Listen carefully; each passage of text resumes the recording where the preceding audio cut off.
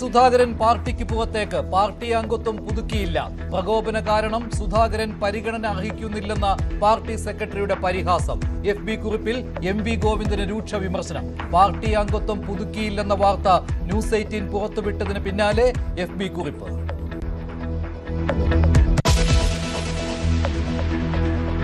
Seat വിഭജനം ഉടൻ പൂർത്തിയാക്കാൻ LDF കേരള കോൺഗ്രസുമായുള്ള തർക്കം പരിഹരിക്കാൻ ശ്രമം. സ്ഥാനാർത്ഥി പട്ടികയ്ക്ക് അന്തിമ രൂപം നൽകാൻ CPM സെക്രട്ടേറിയറ്റ് ചേരുന്നു. CPI നേതൃയോഗങ്ങൾക്കും തുടക്കം.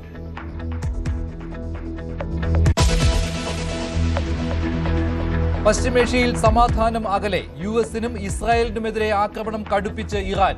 ഗൾഫ് രാജ്യങ്ങളിലെ US കോൺസുലേറ്റുകൾക്ക് നേരെ ആക്രമണം. ശക്തമായി തിരിച്ചടിച്ച് ഇസ്രായേൽ. ഇറാൻ പ്രസിഡന്റിന്റെ ഓഫീസ് ആക്രമിച്ചു. എത്രയും വേഗം ചർച്ച നടത്തണമെന്ന് ആസിയാൻ രാജ്യങ്ങൾ. തയ്യാറല്ലെന്ന് ഇറാൻ. മരണം 1700 കടന്നു.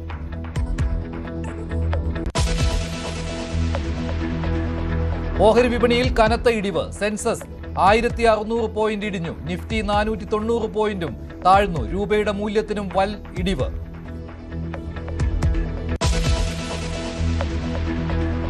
വിമാന സർവീസുകളിൽ ഇന്നും പ്രതിസന്ധി. കരിപ്പൂരിൽ നിന്നുള്ള 65 വിമാന സർവീസുകൾ റദ്ദാക്കി. നെടുമ്പാശ്ശേരിയിൽ നിന്ന് 39 വിമാനങ്ങളുമില്ല. ഗൾഫ് രാജ്യങ്ങളിൽ നിന്നുള്ള കേരളത്തിലേക്കുള്ള സർവീസുകളും വൈകുന്നു.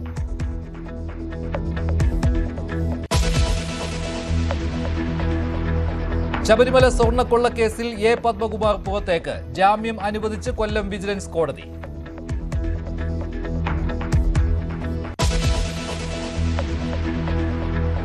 ശമ്പള പരിഷ്കരണം ആവശ്യപ്പെട്ട് സ്വകാര്യ ആശുപത്രികളിലെ നഴ്സുമാർ സമരത്തിൽ. അടിസ്ഥാന ശമ്പളം ഉയർത്തണമെന്ന ആവശ്യം. സെക്രട്ടേറിയറ്റിലേക്ക് മാർച്ച് നടത്തി നഴ്സസ് അസോസിയേഷൻ.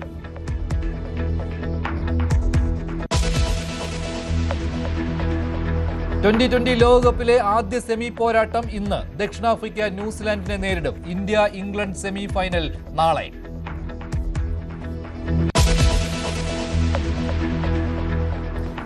സുധാകരൻ പാർട്ടി അംഗത്വം പുതുക്കില്ല. പാർട്ടി നേതൃത്വത്തിനെതിരെ രൂക്ഷമായ വിമർശനമാണ് അദ്ദേഹം ഉന്നയിച്ചിരിക്കുന്നത്. CPM അംഗത്വം പുതുക്കിയില്ലെന്ന് വ്യക്തമാക്കിയും മുതിർന്ന നേതാവ് സുധാകരൻ FB കുറിപ്പിടുകയായിരുന്നു. നേതൃത്വവുമായി ഇടഞ്ഞു നിൽക്കുന്ന സുധാകരൻ പാർട്ടി അംഗത്വം പുതുക്കിയില്ലെന്ന വാർത്ത ഇന്ന് രാവിലെ 9 മണിക്ക് ന്യൂസ് 18 പുറത്തുവിട്ടിരുന്നു. ഇത് വലിയ ചർച്ചയായതോടെയാണ് വാർത്ത സ്ഥിരീകരിക്കുന്നത്. സംസ്ഥാന സെക്രട്ടറി MV ഗോവിന്ദനെയും ആലപ്പുഴ ജില്ലാ സെക്രട്ടറി R. നാസറിനെയും പേരെടുത്ത് പറഞ്ഞ് വിമർശിച്ചും FB കുറിപ്പിട്ടത്. ഇതാണ് സുധാകരന്റെ FB കുറിപ്പ്. ഇതിൽ തന്റെ കമ്മ്യൂണിസ്റ്റ് പാർട്ടി ജീവിതത്തെക്കുറിച്ച് അദ്ദേഹം വ്യക്തമാക്കിയിട്ടുണ്ട്. ഒപ്പം പാർട്ടിയിൽ നേരിട്ട് വരുന്ന അപമാനത്തെക്കുറിച്ചും ബ്രാഞ്ചിലേക്ക് തരം താഴ്ത്തപ്പെട്ടപ്പോഴും ബ്രാഞ്ചിൽ പ്രവർത്തിച്ചിട്ടും തന്നെ ആരും തിരിഞ്ഞു നോക്കുന്നില്ല എന്നുള്ള വിമർശനവും ഏറ്റവും ഒടുവിൽ പാർട്ടി സെക്രട്ടറി തന്നെ പരിഹസിച്ചുകൊണ്ട് വാർത്താ സമ്മേളനത്തിൽ പറഞ്ഞ കാര്യങ്ങളും എടുത്തു പറഞ്ഞുകൊണ്ടാണ് സുധാകരൻ താൻ പാർട്ടി അംഗത്വം പുതുക്കുന്നില്ല എന്നുള്ള കാര്യം പരസ്യമായി സ്ഥിരീകരിച്ചിരിക്കുന്നത്. കൂടുതൽ വിവരങ്ങളുമായി ശരണ്യ സ്നേഹിതൻ ചേരുന്നു ആലപ്പുഴയിൽ നിന്ന്. ഒപ്പം R. കിരൺ ബാബു ന്യൂസ് ഡെസ്കിൽ നിന്നും. ശരണ്യാണ് ഈ വാർത്ത പുറത്തുവിട്ടത്. സുധാകരൻ പാർട്ടി അംഗത്വം പുതുക്കിയിട്ടില്ല, അദ്ദേഹം പുതുക്കാൻ ഉദ്ദേശിക്കുന്നില്ല എന്ന്. ഇപ്പോൾ അതിന് സ്ഥിരീകരണവും കിട്ടിയിരിക്കുകയാണ്. FB കുറിപ്പിൽ വളരെ പരസ്യമായിട്ടുള്ള ശക്തമായിട്ടുള്ള വിമർശനങ്ങളാണല്ലോ അദ്ദേഹം പാർട്ടി നേതൃത്വത്തിനെതിരെ ഉന്നയിച്ചിരിക്കുന്നത്. എന്താണ് സുധാകരൻ ലക്ഷ്യമിടുന്നത്?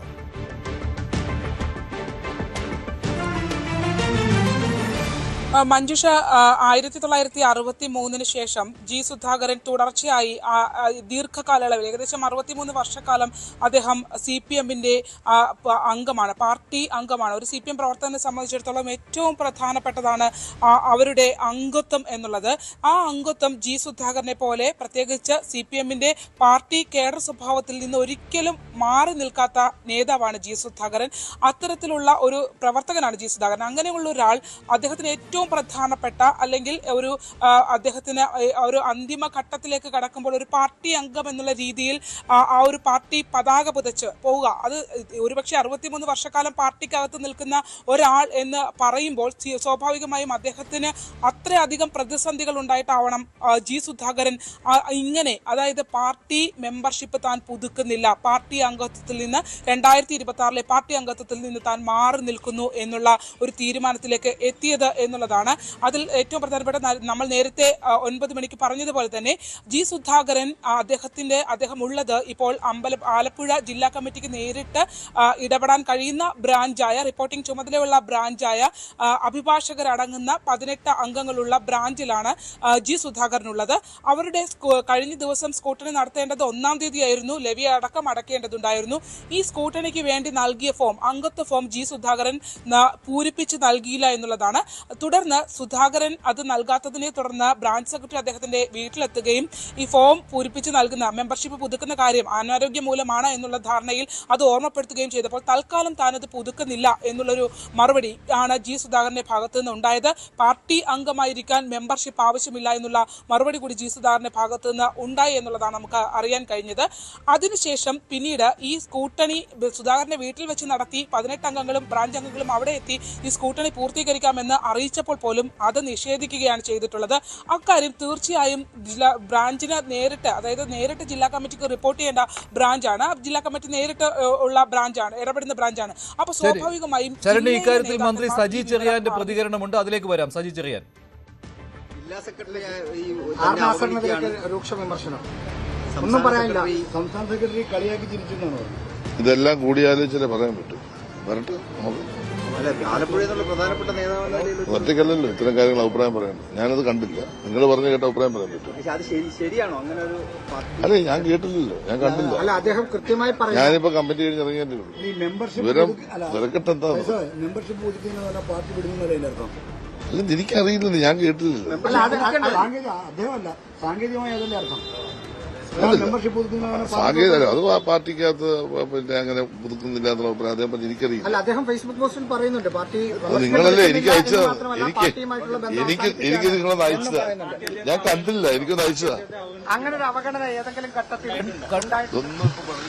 കണ്ടില്ല എന്ന് പറഞ്ഞുകൊണ്ട് മന്ത്രി സജി ചെറിയാൻ ഒഴിഞ്ഞു മാറുകയാണ്. എന്നാൽ വളരെ വ്യക്തമായിട്ട് തന്നെയാണ് ജി സുധാകരൻ ഫേസ്ബുക്കിൽ പോസ്റ്റ് ഇട്ടിരിക്കുന്നത്. അതിൽ അദ്ദേഹം കമ്മ്യൂണിസ്റ്റ് പാർട്ടി ജീവിതത്തെക്കുറിച്ചും 2022 സംസ്ഥാന സമിതിയിൽ നിന്ന് തരം താഴ്ത്തപ്പെട്ട് ബ്രാഞ്ചിലേക്ക് മാറുന്ന സാഹചര്യത്തെക്കുറിച്ചും അദ്ദേഹം എഴുതിയിട്ടുണ്ട്. ബ്രാഞ്ചിൽ പ്രവർത്തിച്ചു വരുന്നതിനെക്കുറിച്ചും. പക്ഷേ ബ്രാഞ്ചിൽ പ്രവർത്തിക്കുമ്പോഴും ഒരു യോഗത്തിൽ പോലും തനിക്ക് ക്ഷണം കിട്ടിയിട്ടില്ല എന്ന കാര്യവും അദ്ദേഹം വളരെ വ്യക്തമായിട്ട് പറയുന്നു. ഏറ്റവും ഒടുവിലായിട്ട് പാർട്ടി സെക്രട്ടറി കഴിഞ്ഞ ദിവസം വാർത്താ സമ്മേളനത്തിൽ കളിയാക്കി ചിരിക്കുന്ന രീതിയിലേക്ക് തന്നെക്കുറിച്ചുള്ള ചോദ്യത്തിന് ഉത്തരം നൽകിയെന്നും അദ്ദേഹം പറയുകയുണ്ടായി.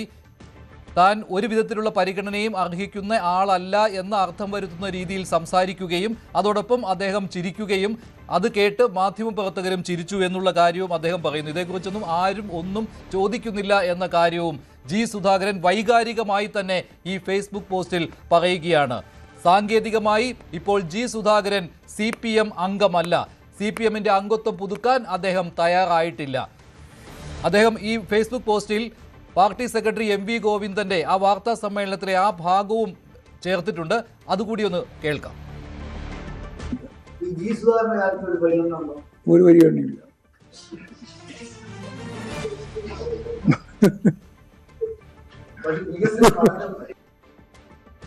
ഇതാണ് ജി സുധാകരനെ പ്രകോപിപ്പിച്ചത്. ശരണ്യ സ്നേഹിതൻ ചേരുന്നു. ശരണ്യ, ഇനി അദ്ദേഹത്തിന്റെ അടുത്ത വഴി എന്താണ് എന്നുള്ളത് നോക്കുമ്പോൾ ഒരു കാര്യമുണ്ട്, അദ്ദേഹം തെരഞ്ഞെടുപ്പിൽ മത്സരിക്കാൻ പോകുന്നു എന്ന രീതിയിലുള്ള സൂചനകളും വരുന്നുണ്ടല്ലോ. പാർട്ടി അംഗത്വം പുതുക്കുന്നില്ല, അദ്ദേഹം സാങ്കേതികമായി പാർട്ടി അംഗമല്ല, അതുകൊണ്ട് മറ്റൊരു കമ്മിറ്റ്മെന്റും അദ്ദേഹത്തിനില്ല. സ്വതന്ത്രനായിട്ട് അദ്ദേഹം ജനവിധി തേടുവാൻ ഒരുക്കമായിരിക്കും. അത്തരത്തിലുള്ള സൂചനകൾ കിട്ടുന്നുണ്ടോ?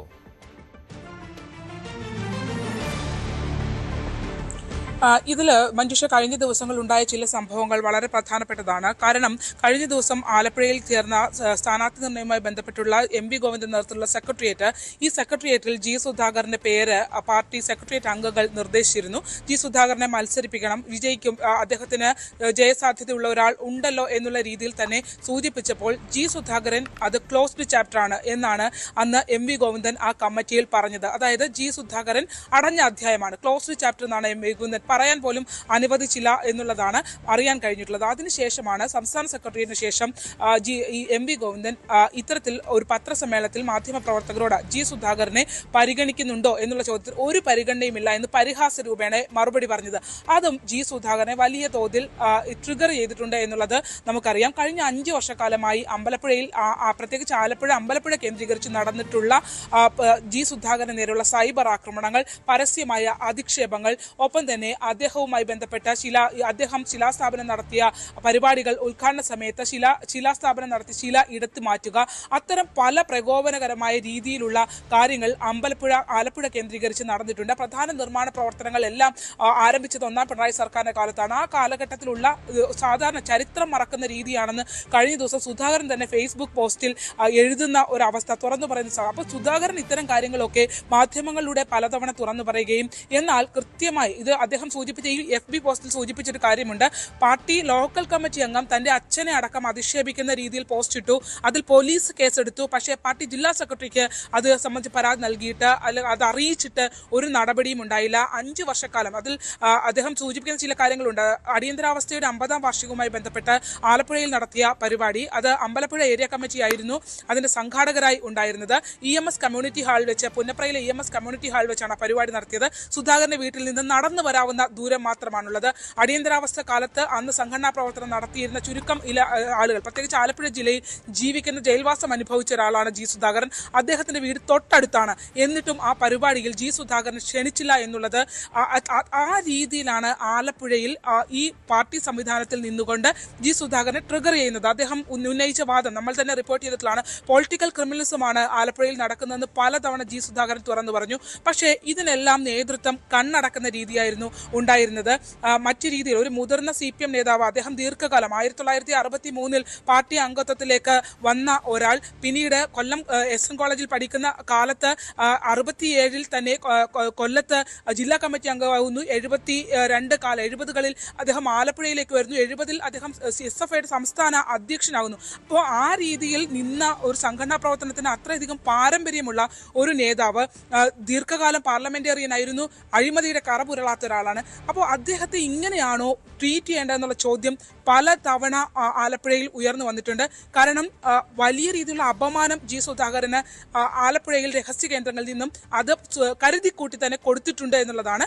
അതിനെ പാർട്ടി കണ്ണടച്ചുകൊണ്ട് നേതൃത്വം, പ്രത്യേകിച്ച് അദ്ദേഹം ജില്ലാ സെക്രട്ടറി R നാസറിനെതിരെ വിമർശനം ഉന്നയിച്ചിട്ടുണ്ട്. നാസർ ഇതിനകത്ത് കൃത്യമായൊരു നടപടി എടുക്കേണ്ട അല്ലെങ്കിൽ ഇടപെടേണ്ട ആളായിരുന്നു. പക്ഷേ ആ ഇടപെടൽ ജില്ലാ സെക്രട്ടറിയുടെ ഭാഗത്തു നിന്ന് ഉണ്ടായിട്ടില്ല എന്നുള്ളതാണ്. അപ്പോൾ എല്ലാവരും കൂടി ചേർന്നിട്ടുള്ള ഒരു നീക്കുപോക്ക് അല്ലെങ്കിൽ ആ രീതിയിലുള്ള ആക്രമണം G സുധാകരന്റെ നേരെ ഉണ്ടായിരുന്നു എന്നുള്ളത് യാഥാർത്ഥ്യമാണ്. അത് പലതവണ പൊട്ടിത്തെറിയായി വന്നിട്ടുണ്ട്. സുധാകരന്റെ പരസ്യ പ്രതികരണങ്ങളിലേക്ക് പോയിട്ടുണ്ട്. സജി ചെറിയാനാണെങ്കിലും ഇപ്പോൾ അമ്പലപ്പുഴ MLA H സലാമൊക്കെ ആണെങ്കിലും ഇവരൊക്കെ G സുധാകരന്റെ ഒരു കാലത്ത് G സുധാകരൻ ആലപ്പുഴയിലെ ഏക ശബ്ദമായിരുന്ന സമയത്ത് അദ്ദേഹത്തിന്റെ വലം കൈയായി നിന്നിരുന്ന ആളുകളാണ്.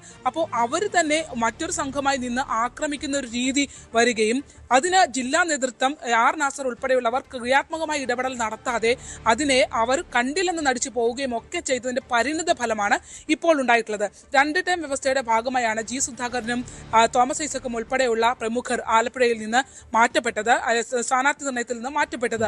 എന്നാൽ കഴിഞ്ഞ ദിവസം പാർട്ടി അഖിലേന്ത്യാ സെക്രട്ടറി MA ബേബി ഉൾപ്പെടെയുള്ളവർ സുധാകരന്റെ വീട്ടിൽ എത്തിയിരുന്നു.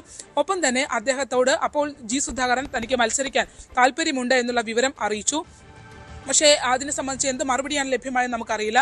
പക്ഷേ അത്തരം കാര്യങ്ങൾ ഇപ്പോഴും ആലപ്പുഴയിൽ എവിടെ നിർത്തിയാലും ജയിക്കുന്ന ഒരു തർക്കവും ഇല്ലാത്തൊരു സ്ഥാനാർത്ഥിത്വമാണ് G സുധാകരന്റെ. അപ്പോൾ ആ രീതിയിൽ പറയുമൊക്കെ ചെയ്യുമ്പോഴും തന്നെ ഏറ്റവും അധികം ആക്ഷേപിച്ചു എന്ന് പറയുന്ന ആളുകളെ തന്നെ തൻ്റെ സ്ഥലത്ത് സ്ഥാനാർത്ഥിയായി കൊണ്ടുവരികയും തനിക്കെതിരെ പരസ്യമായി ഇത്തരത്തിൽ ആക്ഷേപം നടത്തുകയും ചെയ്യുന്നത് ഇനി അംഗീകരിച്ചു പോകാൻ കഴിയില്ല എന്നുള്ള കടുത്ത നിലപാടിലേക്ക് വന്നപ്പോഴാണ് ഒരുപക്ഷെ 32 വർഷക്കാലം പാർട്ടി പഠന ക്ലാസിന്റെ ചുമതലയുണ്ടായിരുന്ന ആളാണ് G സുധാകരൻ. അത്രയധികം ഈ സംഘടനാ സംവിധാനങ്ങളെ കുറിച്ച് വളരെ വ്യക്തതയുള്ള ഒരാളാണ്.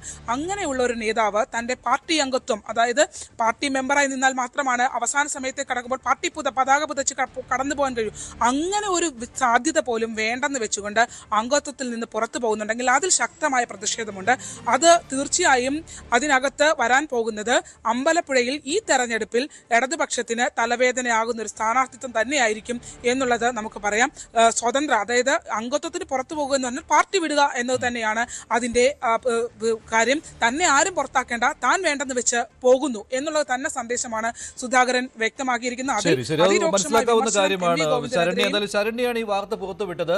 G സുധാകരൻ പാർട്ടി അംഗത്വം പുതുക്കിയിട്ടില്ല എന്നുള്ള വാർത്ത പുറത്തുവിട്ടത് ശരണ്യ സ്നേഹജനാണ്. ന്യൂസ് 18 ആദ്യം വാർത്ത കൊടുത്തത് രാവിലെ 9 മണിക്കാണ്. അതേ തുടർന്ന് ഇത് വലിയ ചർച്ചയായിരുന്നു. അതിനുശേഷം G സുധാകരൻ തന്നെ ഫേസ്ബുക്ക് പോസ്റ്റിലൂടെ ഇക്കാര്യം സ്ഥിരീകരിച്ചിരിക്കുകയാണ്. താൻ ഇപ്പോൾ പാർട്ടി അംഗമല്ല, പാർട്ടി അംഗത്വം പുതുക്കിയിട്ടില്ല. അതിൽ പാർട്ടി സെക്രട്ടറി എം വി ഗോവിന്ദനെതിരെയുള്ള അതിരൂക്ഷമായ വിമർശനവും അദ്ദേഹം ഉന്നയിച്ചിട്ടുണ്ട്. അതുമാത്രമല്ല, ജി സുധാകരനെ പരിഹസിച്ചുകൊണ്ട് എം വി ഗോവിന്ദൻ നടത്തിയ പരാമർശം അതും അദ്ദേഹം ഈ ഫേസ്ബുക്ക് കുറിപ്പിൽ വീഡിയോ ആയി കൂടി ചേർത്തിട്ടുണ്ട് എന്നുള്ളതാണ് പ്രധാനപ്പെട്ടത്. അതായത് ജി സുധാകരൻ എന്ന മുതിർന്ന നേതാവ്, കമ്മ്യൂണിസ്റ്റ് പാർട്ടിയുടെ കഴിഞ്ഞ 63 വർഷത്തെ അംഗമായിരുന്ന ജി സുധാകരൻ ഇപ്പോൾ പാർട്ടി അംഗമല്ല. നിർണായകമായ തീരുമാനങ്ങളിലേക്ക് അദ്ദേഹം പോവുകയാണ്. ആർ കിരൺ ബാബു കൂടി ചേരുകയാണ്. കൂടുതൽ വിവരങ്ങളുമായി ന്യൂസ് ഡെസ്കിൽ നിന്ന്.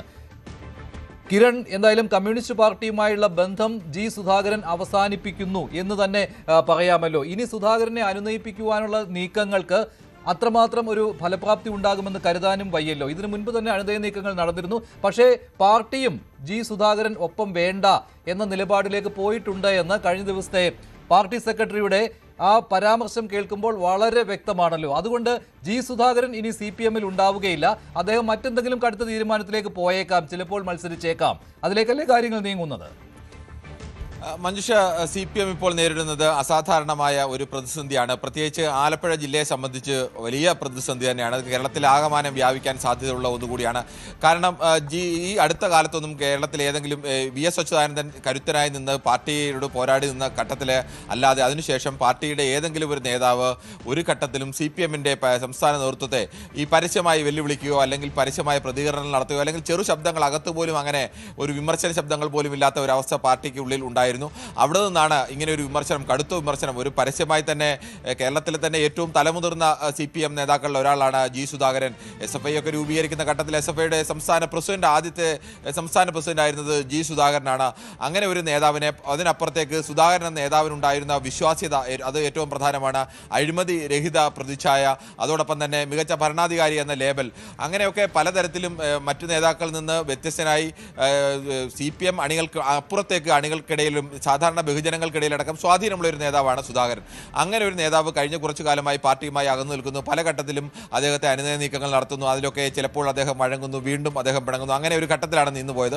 ഏറ്റവും അവസാനം നമ്മൾ മനസ്സിലാക്കുന്ന അനുസരിച്ചാണെങ്കിൽ ഇപ്പോൾ ഈ സംസ്ഥാന സെക്രട്ടറി എം വി ഗോവിന്ദന്റെ പ്രതികരണമോ അല്ലെങ്കിൽ ജില്ലാ സെക്രട്ടേറിയറ്റിൽ സമാനമായൊരു പ്രതികരണം ജി സുധാകരനെ മത്സരിക്കുന്നത് പരിഗണിക്കണമെന്ന് ആവശ്യപ്പെടുമ്പോൾ 3 പേർ അങ്ങനെ ഒരു ആവശ്യത്തോടെ പിന്താങ്ങുമ്പോൾ സംസ്ഥാന സെക്രട്ടറി തന്നെ അവിടെ പറഞ്ഞു എന്ന് പറയപ്പെടുന്നത് ഇത് ക്ലോസ്ഡ് ചാപ്റ്ററാണ്, അതിലേക്ക് നിങ്ങൾ പോകേണ്ടതില്ല എന്ന് പറഞ്ഞ് അദ്ദേഹം ആ ചർച്ച തന്നെ അവിടെ അവസാനിപ്പിച്ചു എന്ന് പറയുന്നു. സ്വാഭാവികമായും ജി സുധാകരനും അത് അറിഞ്ഞിട്ടുണ്ടാവും.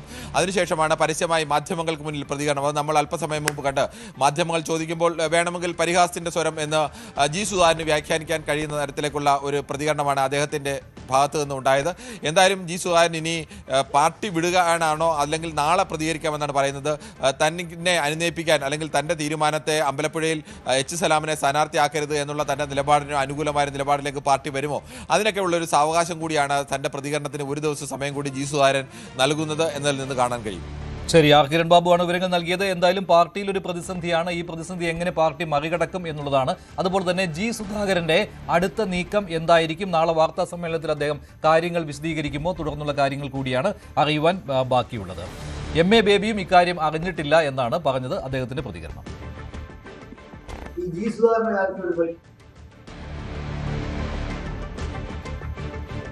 ജി സുധാകരൻ മെമ്പർഷിപ്പ് പുതുക്കാൻ തയ്യാറായിട്ടില്ല, വലിയ അതൃപ്തിയിൽ അദ്ദേഹം എന്ന് പറയുന്നത് എന്താണ്? അങ്ങനെ എന്തെങ്കിലും മെസ്സേജ് കിട്ടിയോ?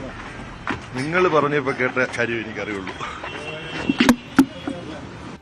ജി സുധാകരൻ മന്ത്രി സജി ചെറിയാനും ഇക്കാര്യം തന്നെയാണ് പറഞ്ഞത്. അദ്ദേഹം അറിഞ്ഞിട്ടില്ല. ആ ഫേസ്ബുക്ക് കുറിപ്പ് ആദ്യം വായിക്കട്ടെ, അല്ലെങ്കിൽ ഒന്ന് അയച്ചു കൊടുക്കൂ എന്നുള്ളതായിരുന്നു സജി ചെറിയാന്റെയും പ്രതികരണം. അത് നേരത്തെ കേട്ടതുമാണ്. അന്തിമ സ്ഥാനാർത്ഥി പട്ടികയ്ക്ക് രൂപം നൽകാൻ CPM ജില്ലകളിൽ നിന്നുള്ള സ്ഥാനാർത്ഥി പട്ടിക പരിശോധിക്കാൻ CPM സംസ്ഥാന സെക്രട്ടേറിയറ്റ് ചേരുകയാണ്. വിജയം ഉറപ്പില്ലാത്ത ഇടങ്ങളിൽ മാത്രം 2 ടേം നിബന്ധനയിൽ ഇളവ് നൽകാനായിരുന്നു സംസ്ഥാന സെക്രട്ടേറിയറ്റിന്റെ നിർദ്ദേശം. എന്നാൽ ചില ഉറച്ച സീറ്റുകളിലും ടേം നിബന്ധന ഒഴിവാക്കണമെന്നാണ് ജില്ലകളിൽ നിന്നുള്ള ആവശ്യം. സ്ഥാനാർത്ഥി നിർണയത്തിന്റെ മുൻപ് അന്തിമ സ്ഥാനാർത്ഥി പട്ടികയ്ക്ക് രൂപം നൽകുവാനാണ് CPM-ന്റെ നിർണായകമായ യോഗം ചേരുന്നത്. ജില്ലകളിൽ നിന്നുള്ള സ്ഥാനാർത്ഥി പട്ടികയാണ് പരിശോധിക്കുന്നത്. സംസ്ഥാന സെക്രട്ടേറിയറ്റാണ് ഇതിനായി ചേർന്നത്. അതിൽ സംസ്ഥാന സെക്രട്ടേറിയറ്റിന് ശേഷം നേതാക്കൾ അല്പസമയം മുമ്പാണ് പുറത്തേക്ക് ഇറങ്ങിയത്. വിജയം ഉറപ്പില്ലാത്ത ഇടങ്ങളിൽ 2 ടേം നിബന്ധനയിലുള്ള ഇളവ് നേരത്തെ തന്നെ സംസ്ഥാന സെക്രട്ടേറിയറ്റ് നിർദ്ദേശിച്ചതാണ്. പക്ഷേ ഇപ്പോൾ ജില്ലകളിൽ നിന്ന് കിട്ടിയിരിക്കുന്ന പട്ടികയിൽ 2 ടേം വ്യവസ്ഥ ഒഴിവാക്കിയിരിക്കുന്നത് ജയം ഉറപ്പുള്ള ചില സീറ്റുകളിലും ഉണ്ട്. ഇതേക്കുറിച്ചുള്ള അന്തിമ തീരുമാനം സംസ്ഥാന സെക്രട്ടേറിയറ്റിൽ എടുക്കും. അതിനുവേണ്ടിയാണ് സംസ്ഥാന സെക്രട്ടേറിയറ്റ് യോഗം ചേർന്നത്.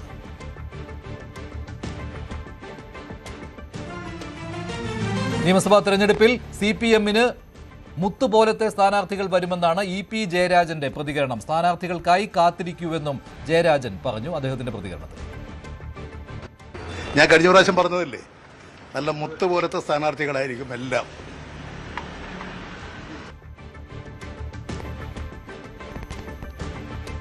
CPM സംസ്ഥാന സെക്രട്ടേറിയറ്റിന് ശേഷം നേതാക്കൾ പുറത്തേക്ക് ഇറങ്ങി വരികയാണ്. ഓരോരുത്തരുടെയും പ്രതികരണത്തിലേക്ക് വരുന്നുണ്ട്.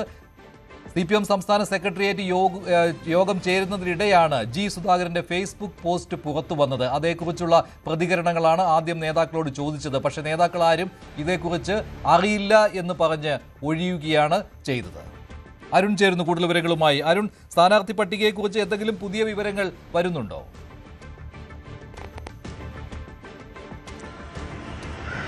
ജില്ലാ സെക്രട്ടേറിയറ്റുകൾ നിർദ്ദേശ പട്ടികയിൽ സംസ്ഥാന നേതൃത്വം മാറ്റം വരുത്തിയേക്കാം. പ്രത്യേകിച്ച് കണ്ണൂർ ഉൾപ്പെടെയുള്ള ഇടങ്ങളിൽ വലിയ തർക്കമുണ്ട്. കണ്ണൂരിൽ തളിപ്പറമ്പിൽ MV ഗോവിന്ദന്റെ ജീവിത പങ്കാളി കൂടിയായ PK ശ്യാമളയെ മത്സരിപ്പിക്കുന്നതിൽ കടുത്ത എതിർപ്പ് പ്രാദേശികമായി ഉയർന്നു വരുന്നുണ്ട്. അവിടെ N സുകന്യയുടെ പേര് വീണ്ടും സജീവമായ രംഗത്തുണ്ട്. അതുപോലെ തന്നെയാണ് തലശ്ശേരിയിൽ കാരായ രാജന്റെ പേരാണ് സംസ്ഥാന നേതൃത്വവും ജില്ലാ നേതൃത്വവും ഒക്കെ നിർദ്ദേശിച്ചത്. പക്ഷേ കാരായ രാജന് പകരം അവിടെ തലശ്ശേരി മുതിർന്ന നേതാക്കൾ മത്സരിച്ചിരുന്ന മണ്ഡലമാണ്. അവിടെ കുറച്ചുകൂടി മുതിർന്ന ഒരു നേതാവ് വേണം. പ്രത്യേകിച്ചും സംസ്ഥാന സമിതി അംഗം കൂടിയായ സ്പീക്കർ AN ഷംസീർ മത്സരിക്കുന്ന മണ്ഡലമാണ്. ഒന്നുകിൽ ഷംസീറിനെ അവിടെ നിലനിർത്തണം, അല്ലെങ്കിൽ മറ്റു പ്രധാനപ്പെട്ട നേതാക്കളെങ്കിലും വരണം. MV ജയരാജന്റെ അടക്കം പേര് അവിടെ ഉയർന്നു വരുന്നുണ്ട്. പത്തനംതിട്ടയിൽ ആറന്മുളയിൽ വീണ ജോർജ് മത്സരിക്കുന്നതിനെതിരെ അവരുടെ കുടുംബം രംഗത്തെത്തിയിരുന്നു. വീണ ജോർജ് സീറ്റ് നൽകരുതെന്ന് പാർട്ടിയോട് വീണയുടെ ഭർത്താവ് തന്നെ ആവശ്യപ്പെട്ടു. അതിലൊരു തീരുമാനമുണ്ട് CPM എടുക്കും. വീണ മത്സരിക്കാൻ തന്നെയാണ് സാധ്യത. ആലപ്പുഴയിൽ ജില്ലാ സെക്രട്ടറി R നാസർ മത്സരിക്കാനില്ല എന്ന് അറിയിച്ചിരുന്നു. നാസറിനെ മത്സരിപ്പിക്കണമെന്ന് അവിടെ നിന്ന് ആവശ്യമുണ്ട്. ഇടുക്കിയിൽ MM മണിയുടെ സ്ഥാനാർത്ഥിത്വം ജില്ലാ നേതൃത്വം നിർദ്ദേശിക്കുമ്പോഴും സംസ്ഥാന നേതൃത്വം അവിടെ KK ജയചന്ദ്രൻ, സംസ്ഥാന സെക്രട്ടറി അംഗവും മുൻ MLA-യുമായ KK ജയചന്ദ്രന്റെ പേരാണ് നിർദ്ദേശിക്കുന്നത്. തിരുവനന്തപുരത്ത് ജില്ലാ നേതൃത്വം തിരുവനന്തപുരം സെൻട്രൽ ഏറ്റെടുത്ത് CPM ഏറ്റെടുത്ത് അവിടെ TM തോമസ് ഐസക്കിനെ സ്ഥാനാർത്ഥിയാക്കണമെന്ന് ആവശ്യമുണ്ട്.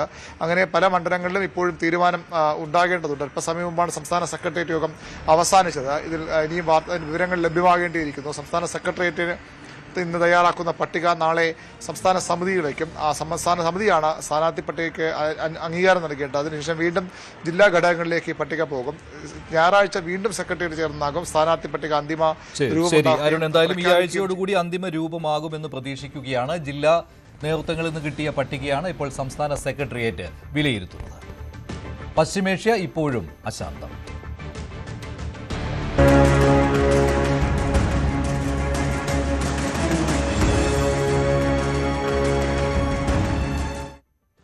അമേരിക്കയ്ക്കും ഇസ്രായേലിനുമെതിരെ ആക്രമണം കടുപ്പിക്കുകയാണ് ഇറാൻ. 17ാം ഘട്ട വ്യോമാക്രമണം തുടങ്ങിയതായാണ് IRGC അറിയിച്ചിരിക്കുന്നത്. 40 മിസൈലുകൾ പുതുതായി വിക്ഷേപിച്ചതായും റിപ്പോർട്ടുണ്ട്. ആയത്തുള്ള അലി ഖമനേയുടെ സംസ്കാര ചടങ്ങുകൾ ഇന്ന് രാത്രി മുതൽ തുടങ്ങും. അതേസമയം പാകിസ്ഥാനിലെ നയതന്ത്ര ഉദ്യോഗസ്ഥരോട് എത്രയും വേഗം കുടുംബത്തോടൊപ്പം രാജ്യം വിടാൻ അമേരിക്ക നിർദ്ദേശം നൽകിയിരിക്കുകയാണ്. കറാച്ചിയിലും ലാഹോറിലുമുള്ള കോൺസുലേറ്റുകളിൽ ഇനി അടിയന്തര സേവനങ്ങൾ മാത്രമേ ഉണ്ടാകൂവെന്നും അറിയിപ്പ് നൽകിയിട്ടുണ്ട്. കൂടുതൽ വിവരങ്ങളുമായി അജയ് സുധ ബിജു ചേരുകയാണ്.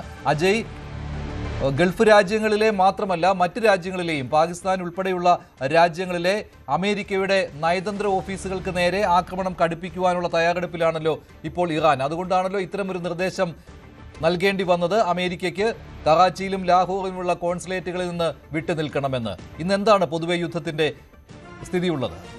മഞ്ജുഷ്, ഈ പശ്ചിമേഷ്യൻ രാജ്യങ്ങളിലും അതുപോലെ തന്നെ പാകിസ്ഥാനിലും ഇത്തരത്തിൽ നയതന്ത്ര ഉദ്യോഗസ്ഥരെ ഒഴിപ്പിക്കുന്നത് രണ്ട് തരം സാഹചര്യങ്ങളാണ്. കാരണം ഈ പശ്ചിമേഷ്യയിൽ നിന്ന് ഈ US നയതന്ത്ര ഉദ്യോഗസ്ഥരെ ഒഴിപ്പിക്കുന്നതിന് പിന്നിലെ കാരണം അവിടങ്ങളിൽ ഇറാൻ ഈ US കോൺസുലേറ്റുകളും അതുപോലെ തന്നെ US-ന്റെ സൈനിക കേന്ദ്രങ്ങളും ലക്ഷ്യമാക്കി ആക്രമണം കടുപ്പിച്ചത് കാരണമാണ്.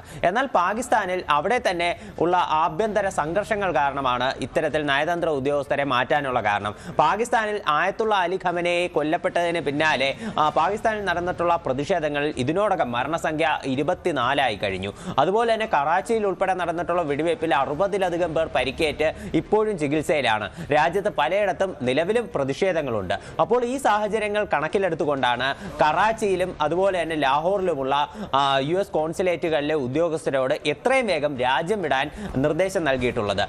ഇതിനോടൊപ്പം ഈ ഉദ്യോഗസ്ഥരോടൊപ്പം അവിടെയുള്ള കുടുംബാംഗങ്ങളെയും ഒപ്പം കൂട്ടി US-ലേക്ക് തിരിച്ചു വരണം എന്നതാണ് നിർദ്ദേശം.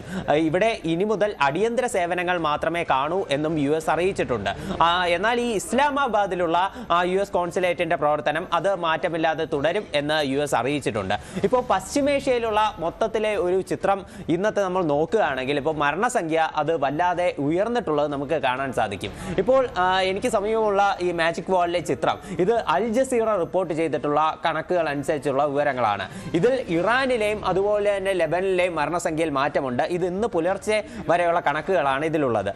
ഇറാനിലെ മരണസംഖ്യ ഇതിനോടകം 1000 കടന്നുവെന്നും 5400ഓളം പേർക്ക് പരിക്കേറ്റതായിട്ടും US കേന്ദ്രമാക്കിയിട്ടുള്ള ഒരു ഹ്യൂമൻ റൈറ്റ് കമ്മിറ്റി അത് വിവരം പുറത്തുവിട്ടിട്ടുണ്ട്.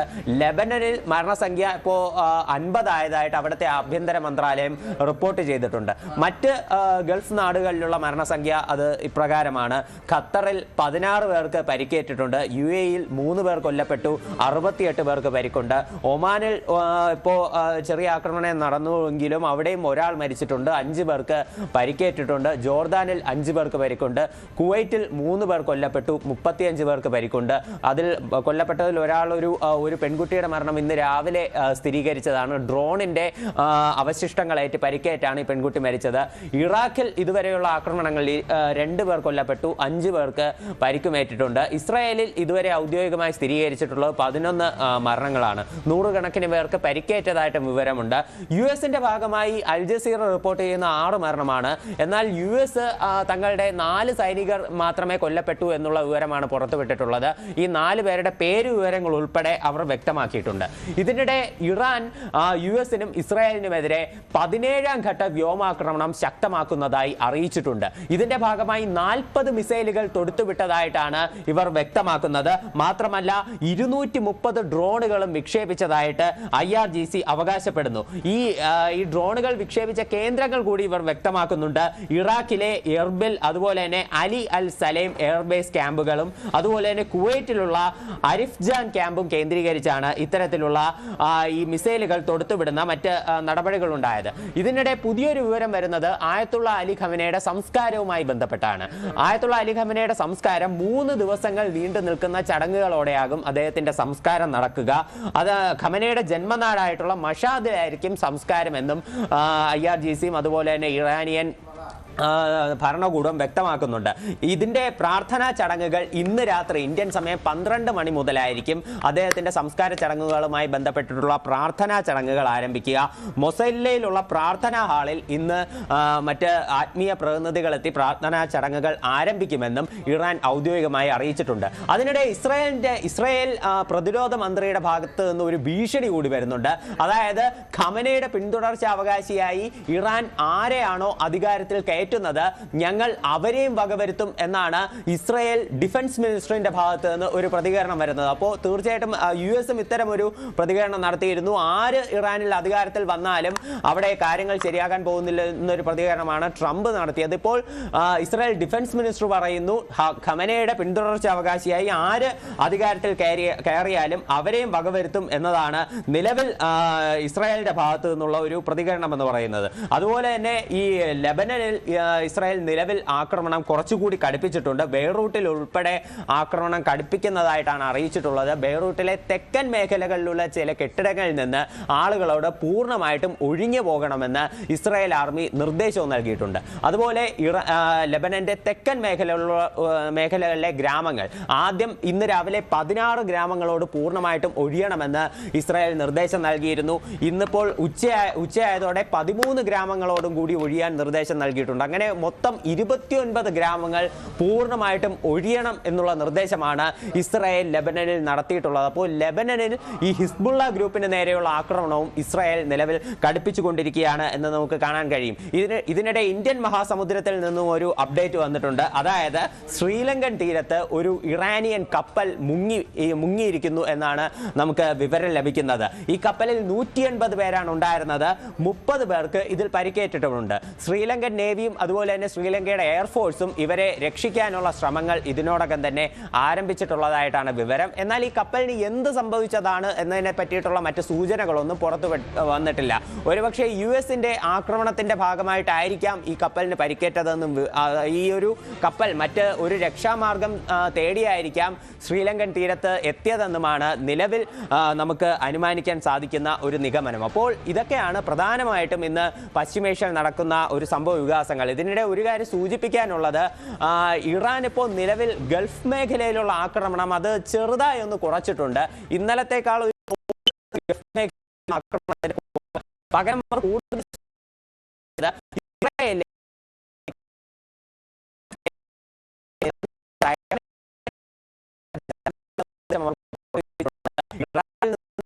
നിന്നുമുള്ള നിരവധി മിസൈലുകൾ ഇന്റർസെപ്റ്റ് ചെയ്തതായിട്ടും പലതും നശിപ്പിച്ചതായിട്ടും ഇസ്രായേലിന്റെ ആഭ്യന്തര മന്ത്രാലയം അറിയിച്ചിട്ടുണ്ട്. എന്നാലും ഇസ്രായേൽ കേന്ദ്രീകരിച്ചുള്ള ഇറാന്റെ ആക്രമണം അത് ഇന്ന് കൂടുതൽ കടുത്തിട്ടുള്ളതായിട്ട് കാണാം. പകരം ഈ ഗൾഫ് മേഖലയിൽ കുറച്ച് എല്ലാ ആയുധ മേഖലകളും അത് പരമാവധി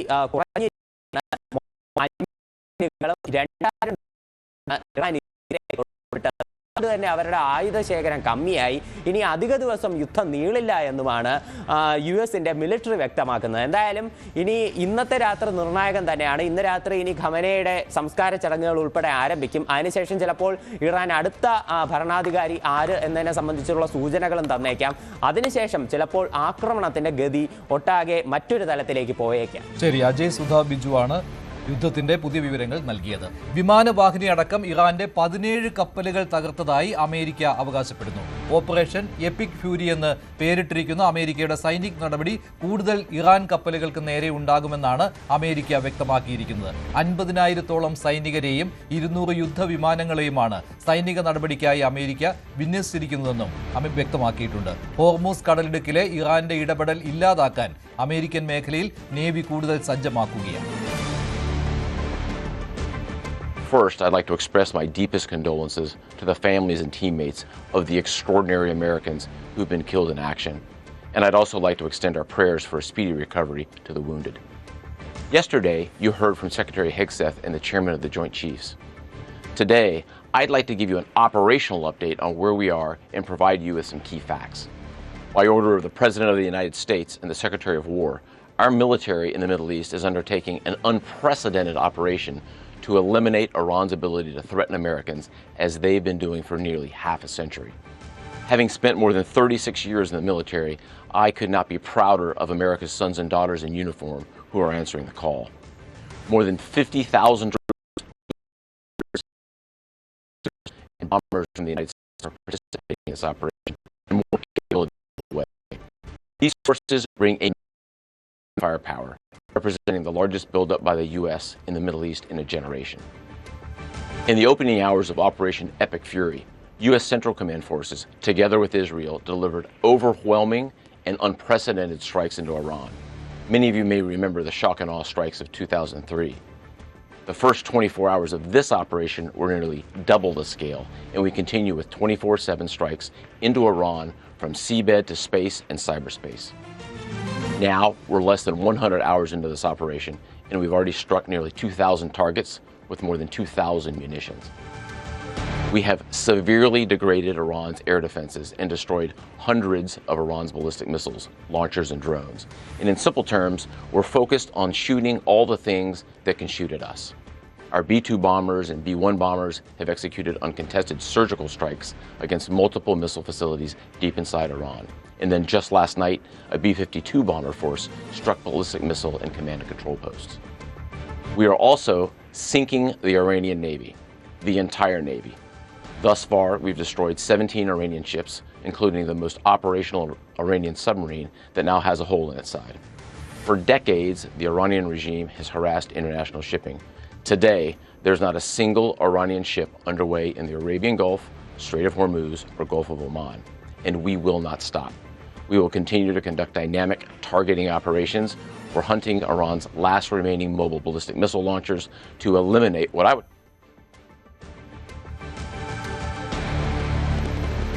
ഇറാനിലെ അമേരിക്കയുടെ സൈനിക നടപടിയെ പരോക്ഷമായി വിമർശിക്കുകയാണ് ന്യൂയോർക്ക് മേയർ സൊഹ്റാൻ മംദാനി. ഇറാനിൽ അമേരിക്ക നടത്തിയ ഇടപെടലുകൾ ഗുരുതര പ്രതിസന്ധി ഉണ്ടാക്കിയിട്ടുണ്ടെന്നായിരുന്നു മംദാനിയുടെ വിമർശനം. ഇറാൻ ഭരണകൂടത്തിനെതിരെയും മംദാനി വിമർശനം ഉന്നയിച്ചു. വിയോജിപ്പ് പ്രകടിപ്പിച്ച ആയിരക്കണക്കിന് പേരെ ഇറാൻ ഭരണകൂടം കൊന്നൊടുക്കിയെന്നും ന്യൂയോർക്ക് മേയർ പറഞ്ഞു.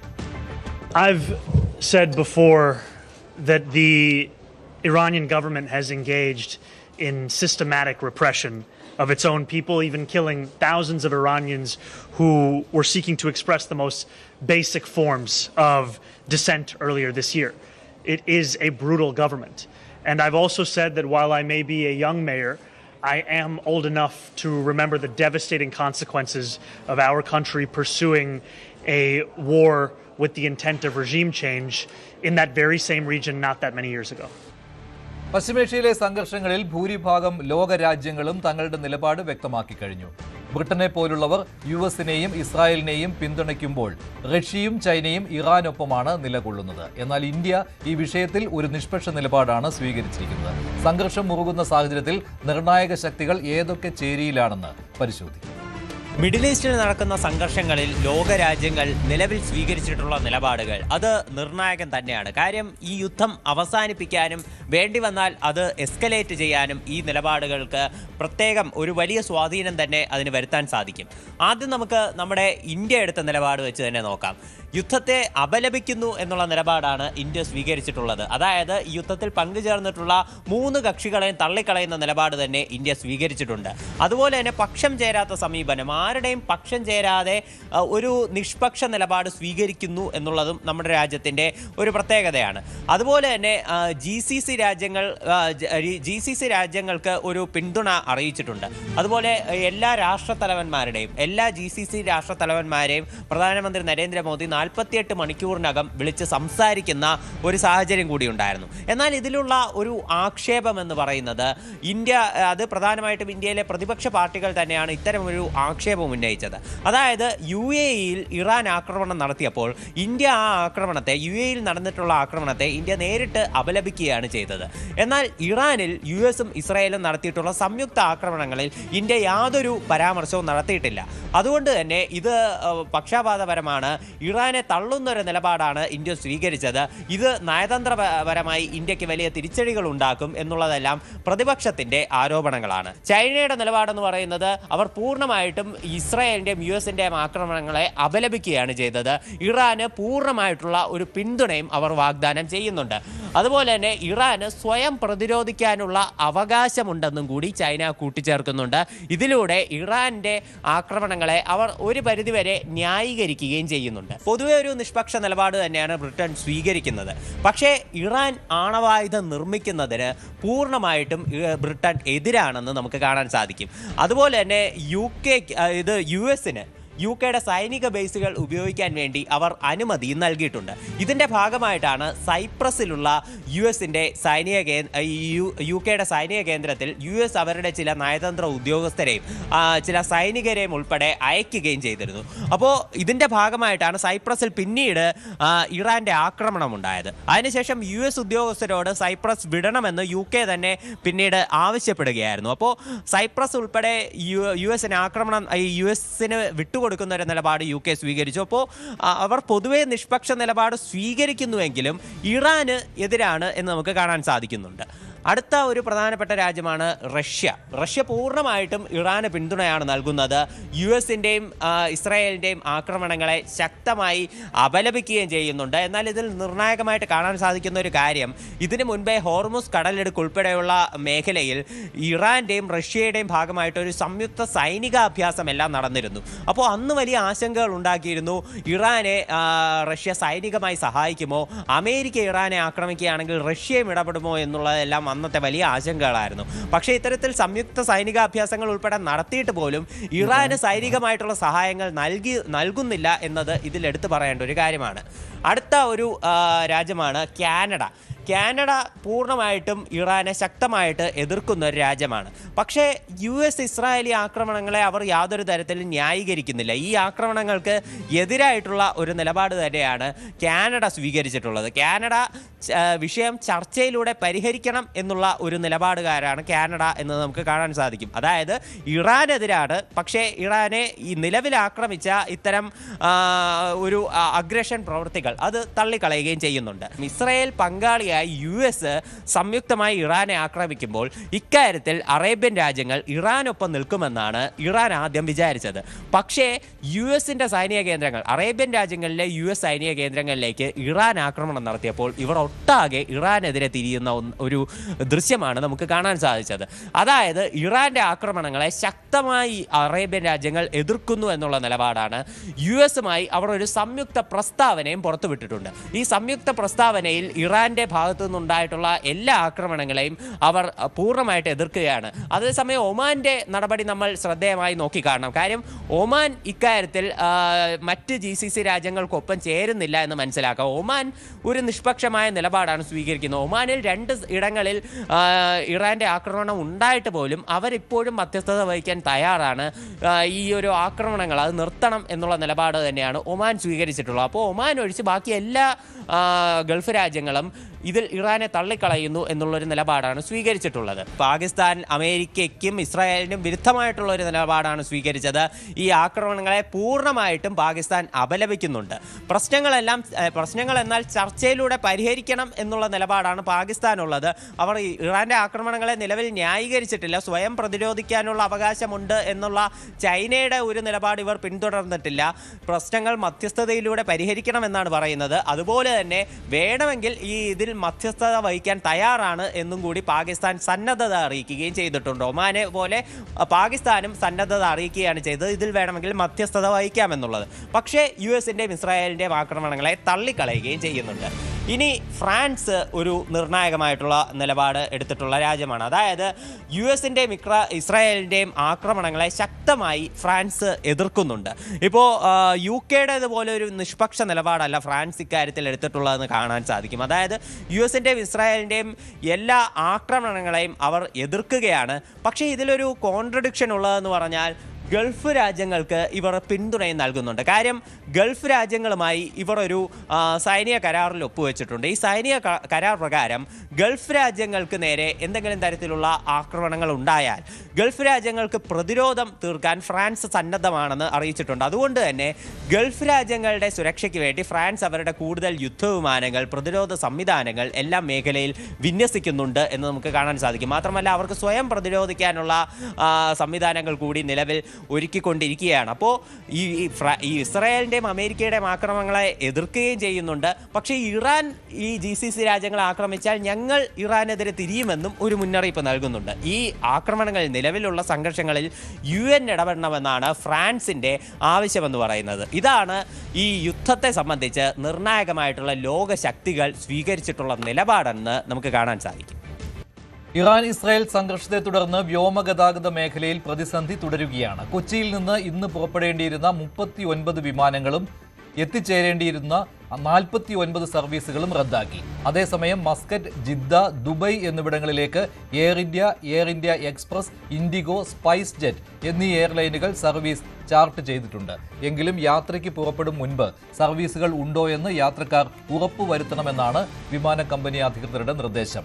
ഇന്ന് പുലർച്ചെ 4:30 UAE-യിലെ ഫുജൈറയിൽ നിന്നുള്ള ചാർട്ടേഡ് വിമാനം കൊച്ചിയിൽ എത്തിയിരുന്നു. കൂടാതെ ജിദ്ദ, മസ്കറ്റ് എന്നിവിടങ്ങളിൽ നിന്നുള്ള വിമാനങ്ങളും കൊച്ചിയിൽ എത്തി. മസ്കറ്റിൽ നിന്ന് എയർ ഇന്ത്യ എക്സ്പ്രസ് 2 സർവീസുകൾ ഷെഡ്യൂൾ ചെയ്തിട്ടുണ്ടെങ്കിലും സർവീസ് ഉണ്ടാകുമോ എന്നതിൽ അനിശ്ചിതത്വം തുടരുകയാണ്. കരിപ്പൂരിൽ നിന്നുള്ള 65 വിമാന സർവീസുകൾ ഇന്ന് റദ്ദാക്കി. ഗൾഫ് രാജ്യങ്ങളിലേക്ക് പുറപ്പെടേണ്ട 29 വിമാനങ്ങളും കരിപ്പൂരിലേക്ക് എത്തേണ്ട 36 വിമാനങ്ങളുമാണ് റദ്ദാക്കിയത്. റിയാദിലേക്കുള്ള ഫ്ലൈനാസിന്റെയും മസ്കറ്റിലേക്കുള്ള സലാം എയർ എന്നിവ മാത്രമാണ് കരിപ്പൂരിൽ നിന്ന് സർവീസ് നടത്തിയത്.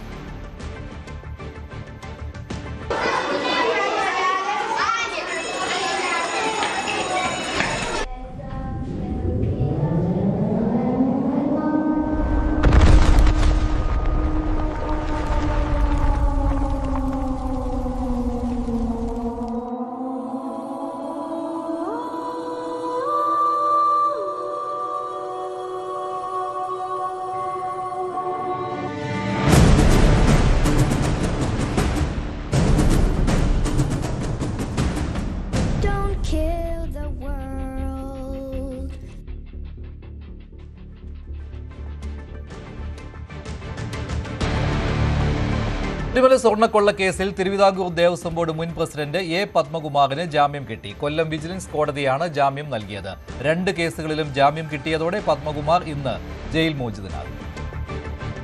ശബരിമല സ്വർണ്ണക്കൊള്ളക്കേസിലെ എ പത്മകുമാറിന് ജാമ്യം അനുവദിക്കുകയാണെങ്കിൽ കർശന ഉപാധികളോടെ ആയിരിക്കണം എന്നാണ് പ്രോസിക്യൂഷൻ കഴിഞ്ഞ ദിവസം കോടതിയിൽ വാദിച്ചത്.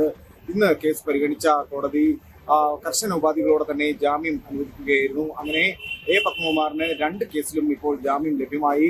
ആദ്യം കട്ടളപ്പാളി കേസിലായിരുന്നു ജാമ്യം അനുവദിച്ചത്. തുടർന്ന് ദ്വാരപാലക ശില്പക്കേസിലും 90 ദിവസം പിന്നിട്ടതോടുകൂടി സ്വാഭാവിക ജാമ്യം അനുവദിക്കുകയായിരുന്നു.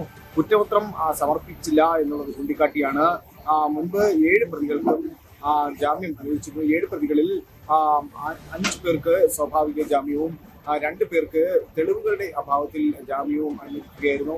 ഇതിൽ മുഖ്യപ്രതിയായ ഉണ്ണികൃഷ്ണൻ പൊറ്റിക്കടക്കം സ്വാഭാവിക ജാമ്യം അനുവദിച്ചു. അതുപോലെ തന്നെ തന്ത്രിക്ക് തെളിവുകളുടെ അഭാവത്തിലായിരുന്നു തന്ത്രി അടക്കം 2 പേർക്ക് തെളിവുകളുടെ അഭാവത്തിലായിരുന്നു ജാമ്യവും അനുവദിച്ചത്. എന്തായാലും ദ്വാരപാലക ശില്പക്കേസിൽ കൂടി എ പത്മകുമാറിന് ജാമ്യം അനുവദിച്ചത് കൂടി ഇന്ന് പുറത്തിറങ്ങാൻ സാധിക്കും എന്നുള്ളതാണ്.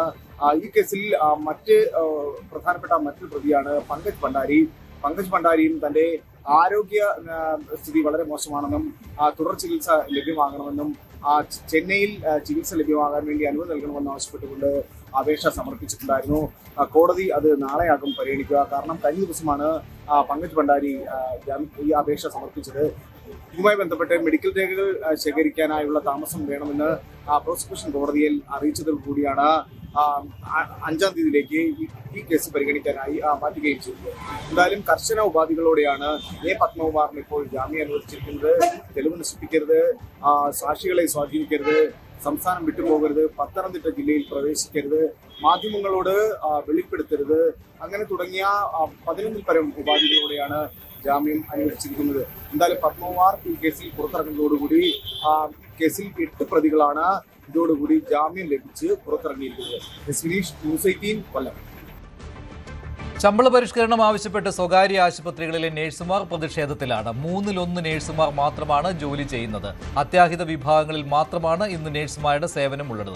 അടിസ്ഥാന ശമ്പളം 40,000 രൂപ ആക്കുന്നതിൽ സർക്കാർ നിലപാടെടുക്കണം എന്നാവശ്യപ്പെട്ട് യുണൈറ്റഡ് നഴ്സസ് അസോസിയേഷന്റെ നേതൃത്വത്തിൽ സെക്രട്ടേറിയറ്റിലേക്ക് മാർച്ചും നടത്തിയിട്ടുണ്ട്. അടിസ്ഥാന ശമ്പളം 40,000 രൂപയാക്കണമെന്ന് ആവശ്യപ്പെട്ടുകൊണ്ട് യുവനയുടെ നേതൃത്വത്തിൽ തൃശൂരിൽ ആഴ്ചകൾക്ക് മുമ്പ് നടന്ന വലിയ പ്രതിഷേധ സമരത്തിന്റെ തുടർച്ചയായിട്ടാണ് ആയിരക്കണക്കിന് നഴ്സുമാർ, സ്വകാര്യ ആശുപത്രിയിലെ നഴ്സുമാർ പങ്കെടുക്കുന്ന പ്രതിഷേധ സമരം സെക്രട്ടേറിയറ്റ് കവാടത്തിലേക്ക് കൂടി എത്തുന്നത്. ആരോഗ്യവകുപ്പിന്റെ ഭാഗത്തുനിന്ന് ഈ വിഷയത്തിൽ അടിയന്തരമായൊരു ഇടപെടൽ നടത്തണമെന്ന ആവശ്യമാണ് പ്രധാനമായി മുമ്പോട്ട് വെക്കുന്നത്. അതായത് ഇത്തവണ ഈ പ്രശ്നത്തിന് പരിഹാരമുണ്ടായില്ലെങ്കിൽ സെക്രട്ടേറിയറ്റ് സ്തംഭിപ്പിക്കുന്ന തരത്തിലേക്ക് ഈ പ്രതിഷേധം മാറുമെന്ന് കൂടിയാണ് ജാസ്മിൻ ഷാ ഉൾപ്പെടെയുള്ള യുഎൻഎയുടെ ഭാരവാഹികൾ വ്യക്തമാകുന്നത്. ഇതിലെ ഏറ്റവും പ്രധാനപ്പെട്ട കാര്യം തെരഞ്ഞെടുപ്പിനോട് തൊട്ടടുത്ത് നിൽക്കുന്ന സമയത്ത് ഇതൊരു വലിയ രാഷ്ട്രീയ പ്രചാരണ വിഷയമാക്കി UDF ഉൾപ്പെടെയുള്ള രാഷ്ട്രീയ കക്ഷികൾ, പ്രതിപക്ഷ കക്ഷികൾ ഇതിനെ മാറ്റുന്നു എന്നതാണ് അതിന്റെ രാഷ്ട്രീയ പ്രസക്തി വർദ്ധിപ്പിക്കുന്നത്. തങ്ങളെ പിന്തുണയ്ക്കുന്നവരെ മാത്രമേ തങ്ങളും പിന്തുണയ്ക്കുകയുള്ളൂ.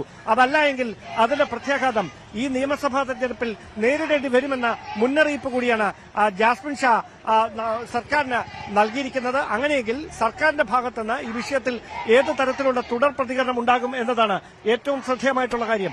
ഏത് രീതിയിലും സർക്കാർ ഉത്തരവ് ഇറക്കിയിട്ടില്ലെങ്കിൽ ഞങ്ങൾ സെക്രട്ടേറിയറ്റിലേക്ക് പോകണമോ അതുപോലെ ഇവിടെ തിരുവനന്തപുരത്ത് തന്നെ തുടരണമോ എന്ന കാര്യം ഇന്ന് വൈകുന്നേരത്തെ കൺവെൻഷൻ ഞങ്ങൾ പ്രഖ്യാപിച്ചു. ഞങ്ങൾക്ക് എല്ലാ പാർട്ടികളോടും ഇവിടെ വരണം, അവരുടെ ഐക്യദാർഢ്യം വേണമെന്നാണ് ഞങ്ങൾ പറഞ്ഞിട്ടുള്ളത്.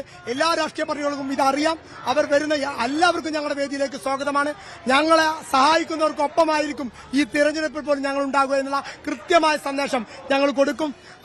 ഞങ്ങളെ അവഗണിക്കാൻ ശ്രമിച്ചാൽ അത് വോട്ടിലൂടെ കൂടി ഞങ്ങളെ പ്രതിഫലിപ്പിക്കും എന്നുള്ളത് ഇവിടുത്തെ രാഷ്ട്രീയ പാർട്ടികളോട് ഞങ്ങൾ പറയുക. അതേസമയം പ്രശ്നപരിഹാരത്തിനായി സ്വകാര്യ ആശുപത്രി മാനേജ്മെന്റുകളുമായി അടക്കം വിശദമായ ചർച്ച നടത്തേണ്ടതുണ്ട് എന്ന നിലപാടിലാണ് സർക്കാർ. അതുകൊണ്ട് തന്നെ ഒരാഴ്ചക്കകം ഈ പ്രശ്നത്തിന് പരിഹാരമുണ്ടാക്കുക എന്ന് പറയുന്നത് സർക്കാരിന് മുമ്പിൽ വലിയ വെല്ലുവിളിയാണ് ഉയർത്തുന്നത്. ആ സാഹചര്യം രാഷ്ട്രീയമായി മുതലെടുത്തുകൊണ്ടാണ് UDF അധികാരത്തിലെത്തിയാൽ 1 വർഷത്തിനകം നഴ്സുമാരുടെ, സ്വകാര്യ ആശുപത്രികളിലെ നഴ്സുമാരുടെ ശമ്പളം 40,000 രൂപയാക്കുമെന്ന് വാഗ്ദാനം നൽകിക്കൊണ്ട് UDFന്റെ പ്രധാനപ്പെട്ട നേതാക്കൾ സമരത്തിന് ഐക്യദാർഢ്യം പ്രഖ്യാപിച്ചുകൊണ്ട് എത്തുന്നത്. എന്തായാലും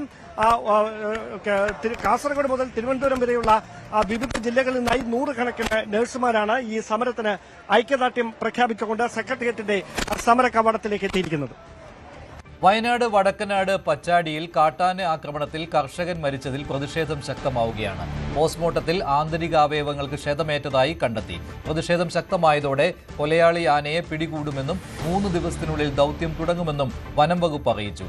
സർവകക്ഷി യോഗത്തിലാണ് തീരുമാനം. രാത്രി കൃഷിയിടത്തിൽ ആന ഇറങ്ങിയതറിഞ്ഞ് തുരത്താൻ ശ്രമിക്കുന്നതിനിടെയാണ് കർഷകനായ രജീവൻ ആക്രമിക്കപ്പെട്ടത്. ബ്ലോക്ക് പഞ്ചായത്ത് പ്രസിഡന്റ് ഉണ്ട്, എല്ലാ പഞ്ചായത്ത് മെമ്പറൊക്കെ ഉണ്ട്, മറ്റ് രാഷ്ട്രീയ പാർട്ടികളുണ്ട്.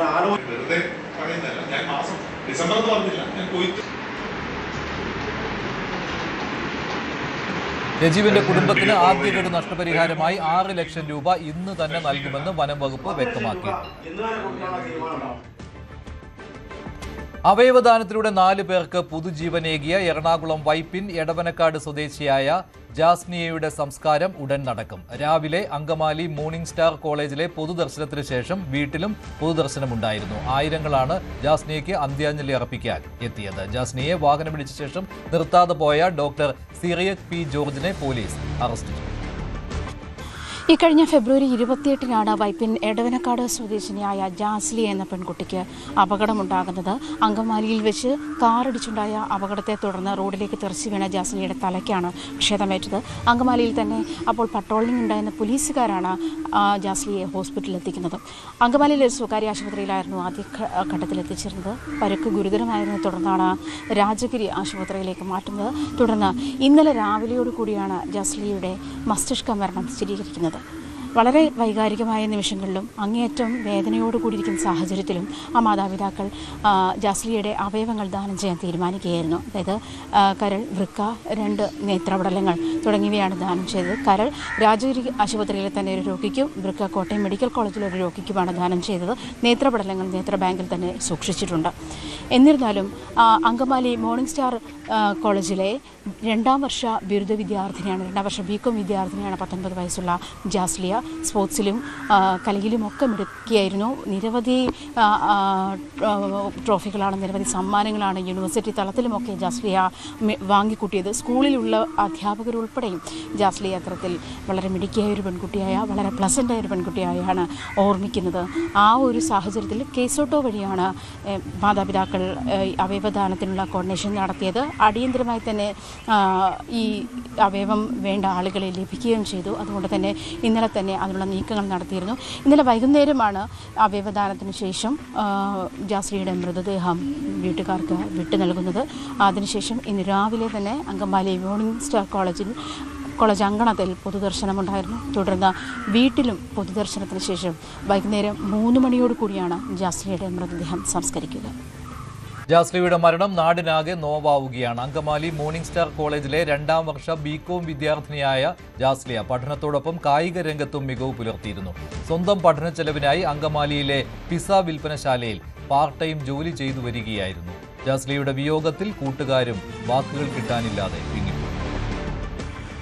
ഒരു നിമിഷത്തെ അശ്രദ്ധ അത് ഒരു കുടുംബത്തിന്റെ മുഴുവൻ സ്വപ്നത്തെയും പ്രതീക്ഷയുമാണ് ഇല്ലാതാക്കിയത്.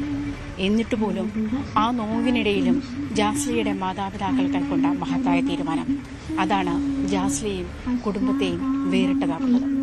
19 വയസ്സുള്ള ജാസ്ലിയ അവരുടെ അവയവങ്ങൾ 4 പേർക്ക് പുതുജീവിതമേകാൻ മാതാപിതാക്കൾ അനുവദിച്ചു.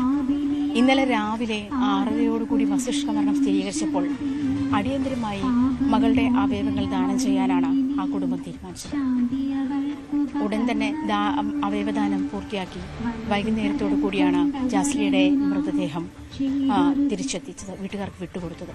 തുടർന്ന് ഇന്ന് രാവിലെ ജാസ്ലിയെ പഠിച്ച അങ്കമാലി മോർണിംഗ് സ്റ്റാർ കോളേജിൽ പൊതുദർശനത്തിന് വെച്ചു.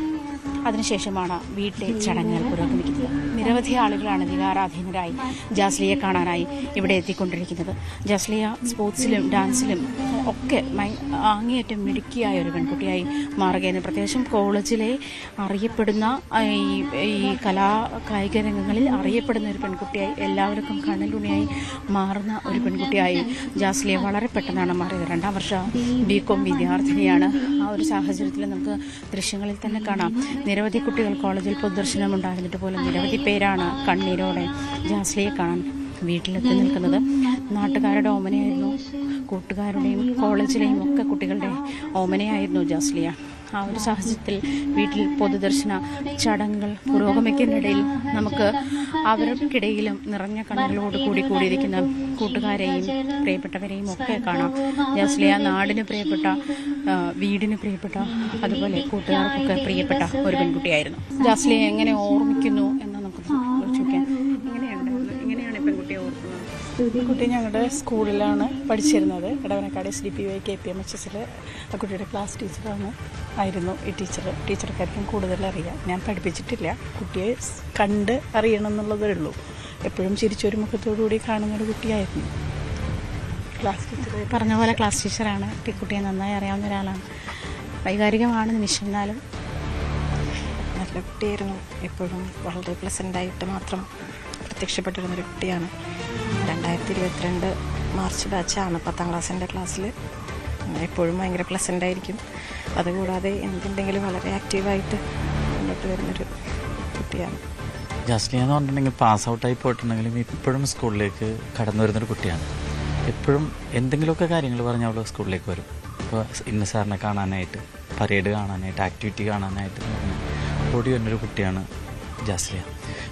ശരിക്കും ഒരു നിഷ്കളങ്കമായ സ്നേഹത്തിൻ്റെ ഉടമയെന്ന് തന്നെ പറയണം.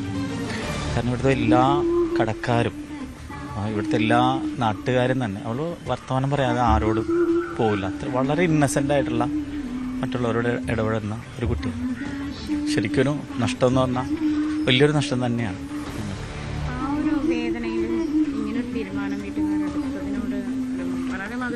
മാതൃകാപരമായിട്ടുള്ള ഒരു ഇത് തന്നെയാണ്. പക്ഷെ എല്ലാത്തിനപ്പുറത്തേക്ക് ഞങ്ങൾക്ക് ആ ഒരു നഷ്ടത്തിൻ്റെ വേദന എന്ന് പറയുന്നത്, അവൾ എന്നാലും അനശ്വരയായി എന്നുള്ള ഒരു ഇത് തന്നെയാണ്. 4 പേർക്ക് പുതുജീവിതം കൊടുക്കാനായിട്ട് അവൾക്ക് സാധിച്ചു. എപ്പോഴും ഒരു പുഞ്ചിരിയായിട്ട് ഞങ്ങളുടെ അടുത്തേക്ക് പഠിച്ചു പോയിട്ടും ഇപ്പോഴും എന്തെങ്കിലും ഒരു കാര്യം, അവരുടെ മോർണിംഗ് സ്റ്റാറിൽ എന്തെങ്കിലും ഒരു പ്രോഗ്രാം നടക്കുന്നുണ്ടെങ്കിൽ പോലും ഞങ്ങൾ വിളിച്ച് പറയുകയും അതിന് ഞങ്ങളുടെ ഒരു സപ്പോർട്ട് ചോദിക്കുകയൊക്കെ ചെയ്യുന്ന, ഞങ്ങൾക്കെന്നും മനസ്സിൽ ഓർമ്മ നിൽക്കുന്ന നല്ലൊരു കുട്ടിയാണവൾ. മറക്കില്ല അവളെ. വളരെ വൈകാരികമായ നിമിഷങ്ങളാണ് അതിലൂടെയാണ് നമ്മൾ കടന്നുപോയിക്കൊണ്ടിരിക്കുന്നത്. പ്രത്യേകിച്ചും ജാസ്ലിയുടെ സുഹൃത്തുക്കൾ, സഹപാഠികൾ, മുൻപ് സ്കൂളിൽ പഠിച്ചിരുന്ന കുട്ടികൾ, ഇപ്പോൾ ഒപ്പം പഠിക്കുന്നവർ, അധ്യാപകർ എല്ലാവരും ആ പെൺകുട്ടിയെ ഓർമ്മിക്കുന്നു നിറഞ്ഞ മനസ്സോടെ, നിറക്കണ്ണുകളോടെ. ജാസ്ലിയ അനശ്വരയാകുന്ന ഒരു മൊമെൻ്റാണ്. പ്രത്യേകിച്ചും അവയവദാനത്തിലൂടെ ആ മാതാപിതാക്കൾ കൊണ്ട് മഹത്തരമായ തീരുമാനം. ക്യാമറമാൻ NR മനോജിനൊപ്പം Athmaraveendran, news 18 Kochi. Kalyan silks wholesale ഡിവിഷന് തൃശൂരിൽ പുതിയ സമുച്ചയമായി. മന്ത്രി P. രാജീവ് ഉദ്ഘാടനം ചെയ്തു. ഗോസായി കുന്നിലാണ് പുതിയ സ്ഥാപനം. ചടങ്ങിൽ Kalyan silks group chairman TS Pattabhiraman സ്വാഗതം ആശംസിച്ചു. പുതിയ സമുച്ചയത്തിലെ ആദ്യ വിൽപ്പന Kalyan jewellers chairman TS Kalyanaraman ഏറ്റുവാങ്ങി.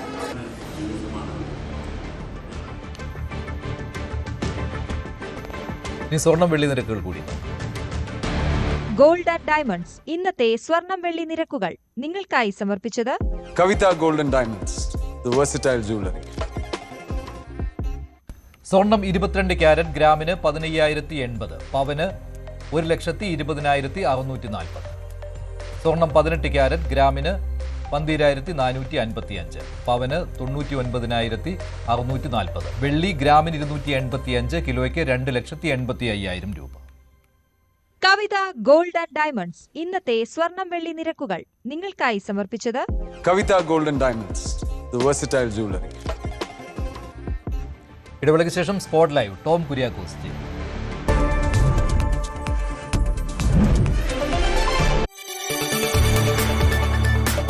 കൂടുതൽ വാർത്തകൾക്ക് news 18 Keralam YouTube channel subscribe ചെയ്യുക.